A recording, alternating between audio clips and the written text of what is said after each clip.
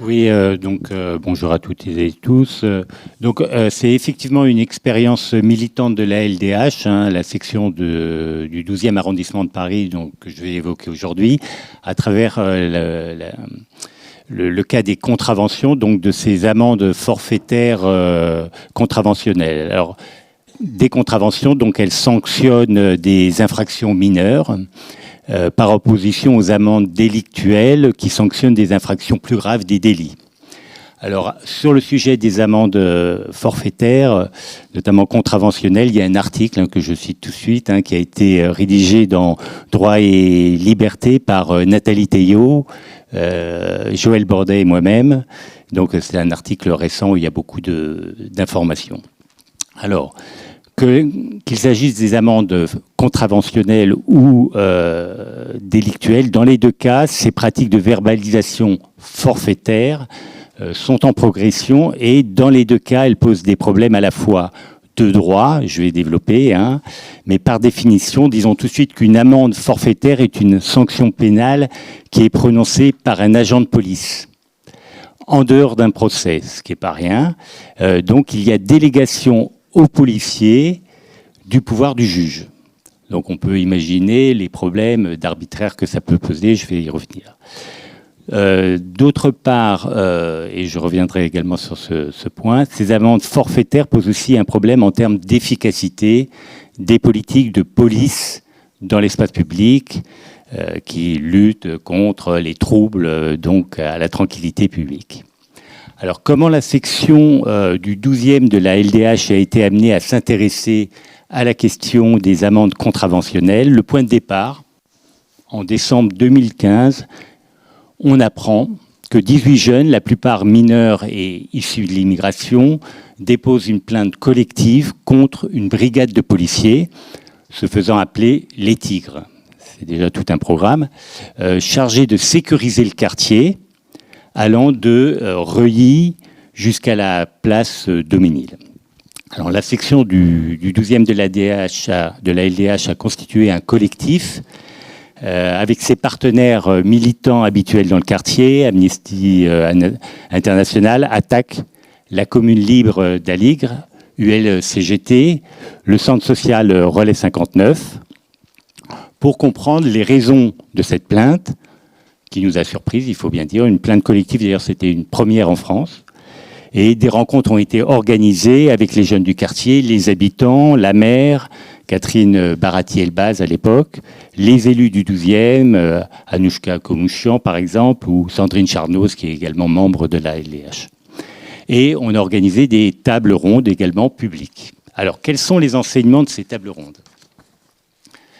Alors, on est en présence d'un quartier populaire qui est en transformation rapide. Le quartier voit de nouveaux habitants fortunés acheter des appartements ou occuper des logements dans les immeubles rénovés. Alors, il y a de la part de ces nouveaux habitants incompréhension et exaspération. Ils protestent contre les habitudes des jeunes résidents occupant les logements sociaux.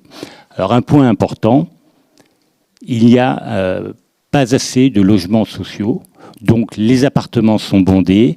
On a souvent des situations où il y a les 3 générations qui cohabitent dans un appartement pas très grand, et les jeunes qui n'ont pas un endroit pour soi préfèrent prendre l'air au bas des immeubles, entre amis, faire une partie de foot, discuter, écouter de la musique. D'où, autre problème, ces jeunes n'ont le plus souvent pas non plus les moyens de se poser dans les cafés à 200, 300 mètres de là, ni la possibilité aussi de fréquenter des salles de sport où il faut payer des abonnements. Il y a des équipements culturels, mais ils ne se sentent pas forcément toujours concernés par ce qui s'y passe. Là, on l'a bien entendu lors des tables rondes. Voilà, donc tout ça fait que, agacés par le bruit, les nouveaux habitants appellent la police pour lui demander de rétablir le calme. Autrement dit, cette police d'intervention est chargée de compenser toutes les lacunes qu'il peut y avoir en termes de logement social, quelquefois de décrochage scolaire, manque de services à la jeunesse. Toujours est-il que cette police d'intervention a pris des libertés avec la déontologie du métier, fouilles, garde à vue abusive, insultes, coups, etc. Et donc tout ça fait l'objet de la plainte des 18 jeunes du 12, comme on dit. Autre situation intéressante, c'est que quand les habitants trouvent que la police n'en fait pas assez, ils appellent l'IGPN, qui se trouve tout à côté, pour remettre un coup de pression. Voilà. Donc, fin 2016, sur ces bases, des bases assez compliquées, parce que dans le quartier, finalement, qu'est-ce qu'on a? On a des jeunes fonctionnaires contre des fonctionnaires de police qu'ils croisent tous les jours. Donc ça peut être un peu compliqué. Et fin 2016, les éducateurs spécialisés nous alertent, c'est les éducateurs du club de prévention Feu Vert, ils sont dans le quartier, ils nous signalent une pluie d'amendes reçues par les jeunes qui viennent s'en plaindre auprès d'eux. Alors on voit qu'il y a un changement de la stratégie de la police, une police qui a évidemment dans le quartier été beaucoup critiquée suite à la plainte, avec des articles dans la presse. Et donc la pression physique qu'exerçaient les tigres sur les jeunes s'est mutée en pression sur leur quartier, en pression financière sur leur foyer, avec des conséquences avec des conséquences extrêmement graves, au point que les jeunes nous disent les amendes, c'est pire que les coups. Alors, quels sont les motifs de ces... On va y revenir, mais quels sont les motifs de ces verbalisations? Il y a 3 motifs pour ce qui est des troubles à l'ordre public, des mineurs, tapage nocturne ou diurne. On peut avoir des amendes pour tapage diurne à 16 heures, déversement de liquide insalubre et dépôt d'ordures. Chacune de ces amendes est d'un montant de 68 €. Si elle n'est pas payée dans les 45 jours, ça passe à 135 €. Alors, les jeunes ont aussi des amendes de circulation, notamment quand ils sont livreurs. On a l'exemple d'un jeune ayant reçu 7 contraventions au cours d'un seul contrôle. Alors, on additionne les amendes pour rétroviseur non conforme, plaque d'immatriculation un peu de travers, absence de gants, et un seul contrôle peut coûter le prix du scooter. Donc on voit ce que ça peut représenter. Donc autrement dit, l'amende forfaitaire devient le moyen d'une tolérance zéro, parce que le jeune en question était un jeune qui avait l'habitude de croiser la police dans le quartier. Évidemment, ils se connaissent parfaitement. Et donc ces amendes forfaitaires sont aussi l'instrument d'un arbitraire policier, comme l'a souligné d'ailleurs la CNCDH en 2021. En effet, l'agent, donc comme je l'ai dit, est à la fois celui qui constate l'infraction et celui qui décide la sentence. Choix de l'amende, nombre d'amendes, couramment 2 et régulièrement 3 lors d'un seul contrôle de police.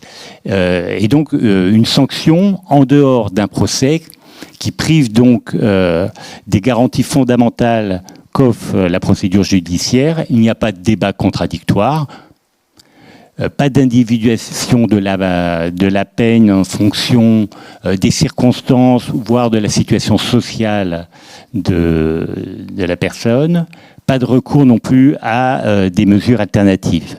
Donc il s'agit d'une véritable justice dans la rue, pour reprendre l'expression d'Aline Deller, qui est une sociologue qui a travaillé sur le cas précis du 12e arrondissement de Paris.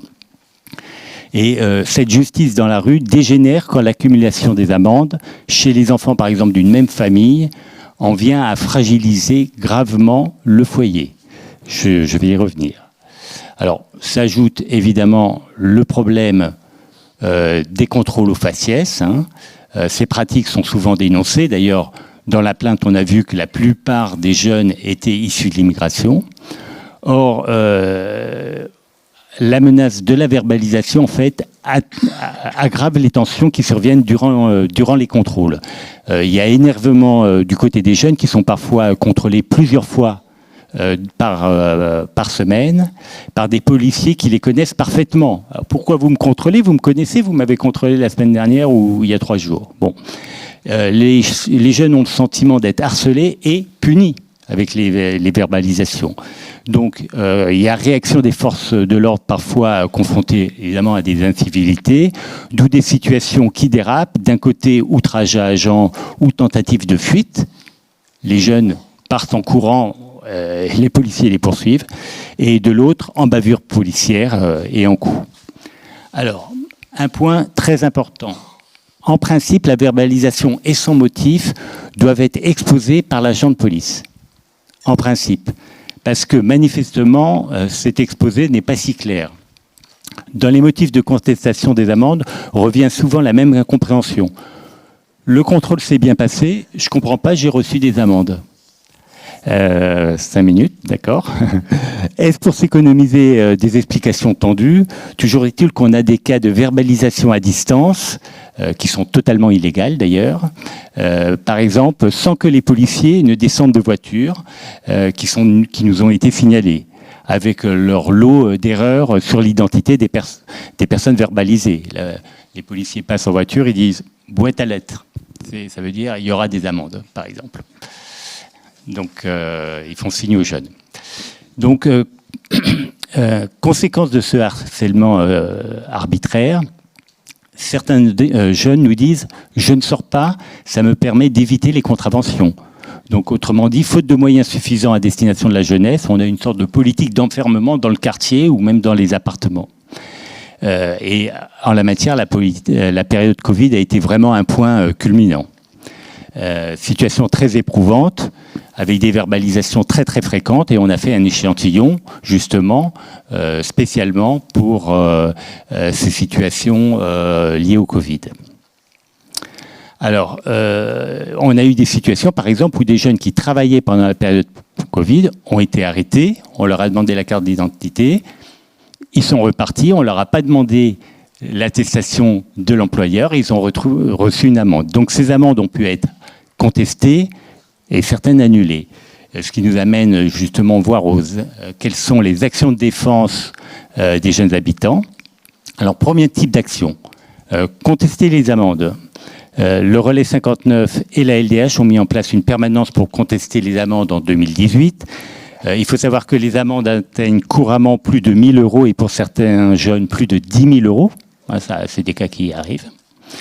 Donc on a des situations, par exemple, invraisemblables. 3 jeunes filles, pour éviter le prix d'une consommation, passent la soirée tranquille au pied de leur immeuble. Verbalisées, elles reçoivent ce soir-là 3 contraventions, chacune soit un montant à payer avant majoration de 204 € par jeune fille, une soirée plus coûteuse que prévu. Alors, dans les cafés, à 300 mètres, les jeunes fortunés, comme je l'ai dit, font du bruit jusqu'à tard dans la nuit. C'est normal, hein, Paris est une fête, mais visiblement, pour d'autres, c'est beaucoup plus compliqué. Pour reprendre une expression de Joël Bordet, en fait, on fait payer les pauvres. Alors, d'autant que la contestation des amendes n'a rien d'évident. Hein, à ce sujet, on a bénéficié de l'appui de Nathalie Théot. Hein. En fait, les contestations aboutissent très rarement. C'est parole contre parole, et la parole du jeune ne vaut pas grand-chose. Et toute la procédure, en fait, contribue à rendre la contestation vaine. Pire, les contestations aggravent la situation. Les délais d'examen des contestations sont très importants. Donc la première conséquence d'une contestation, c'est l'avis de majoration qui arrive quand l'amende n'est pas payée dans les 45 jours, ce qui est totalement contraire à la procédure de contestation. C'est contraire au droit. D'où une nouvelle contestation, mais cette fois pour contester la majoration. Donc on voit c'est compliqué, avec peu de chances de succès au final. Et pire, si le tribunal de police dit que l'amende est justifiée, ce qui est en général le cas, il y a en fait augmentation du montant de l'amende. Donc c'est très très peu incitatif. Alors, contester, ça ne marche pas, sauf cas extrêmement rare. Donc notre permanence contravention et contestation s'est transformée en permanence demande de remise gracieuse auprès de la trésorerie. Alors là, ça marche. Il y a des exonérations, des majorations notamment, et étalement de la dette qui sont accordées par la trésorerie si le jeune veut bien payer à raison de 50 € par mois. Toutefois, des jeunes nous disent « ces amendes, je ne les méritais pas, je ne les paierai pas ». Et donc, comme la trésorerie prélève directement sur les comptes bancaires, eh bien, la menace d'une saisie pousse certains jeunes à privilégier la débrouille, le compte bancaire d'un ami, l'économie parallèle, plutôt que la recherche d'un travail stable et contractuel. Alors, les actions que l'on peut mener justement face à ces situations, interpeller les pouvoirs publics. Alors, 2 initiatives doivent être évoquées ici.